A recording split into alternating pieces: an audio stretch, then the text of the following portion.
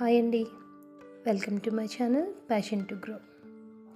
మీకు మాట ఇచ్చినట్టుగానే నేను మరొక మోటివేషనల్ స్టోరీతో మీ ముందుకు వచ్చాను. ఇది రాజుగారి 7 కొడుకుల కథ. ఆగండి, మీకు తెలిసిన 7 కొడుకుల కథ కాదు, ఇది ఇంకొంచెం మోటివేషనల్. విందామా మరి? ఒక రాజుగారికి 7 కొడుకులు ఉన్నారు. ఆయన వారందరికీ యుక్త వయసు రాగానే రాజ్యాధికారం అప్పచెప్పి తాను అడవులకు వెళ్ళాలనుకున్నాడు. కానీ ఎవరిని రాజుగా చేయాలనేది ఆయనకి పెద్ద సమస్యగా మారింది. ఎందుకంటే ఆయన కొడుకులందరూ సమానమే, అంతే కదండి. దీంతో రాజు ఒక ఉపాయం ఆలోచించారు. ఆయన కొడుకులందరినీ తన వద్దకు పిలిచి, మీరంతా దేశాటన చేసి 10 రోజులు తిరిగి రండి. మీరు చేసిన అనుభవాలను బట్టి మీకు రాజ్యాధికారం అప్పచెప్పబడుతుంది అని చెప్పాడు. రాజు చెప్పిన ప్రకారం ఆ 10 మంది కొడుకులు దేశాటనకు బయలుదేరారు.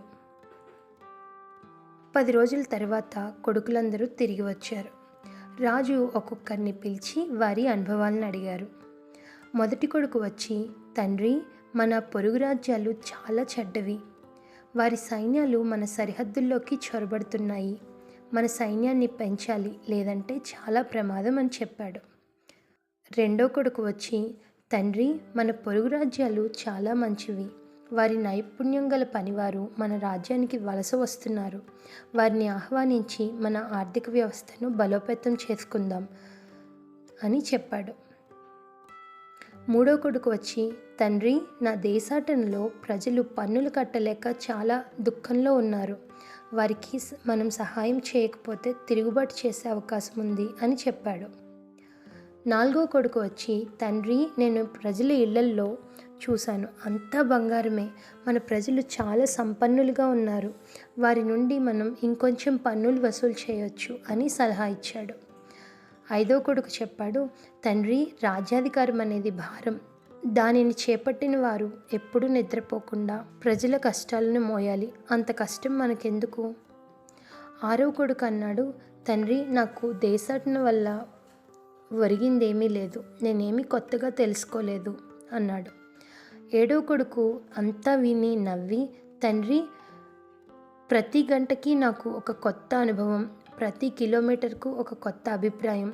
ఒకే విషయం గురించి 10 మంది 10 రకాలుగా మాట్లాడారు.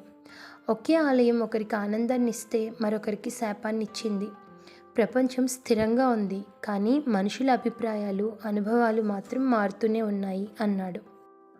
రాజుగారు 7 అనుభవాలను విని 7వ కొడుకును రాజుగా ప్రకటించారు.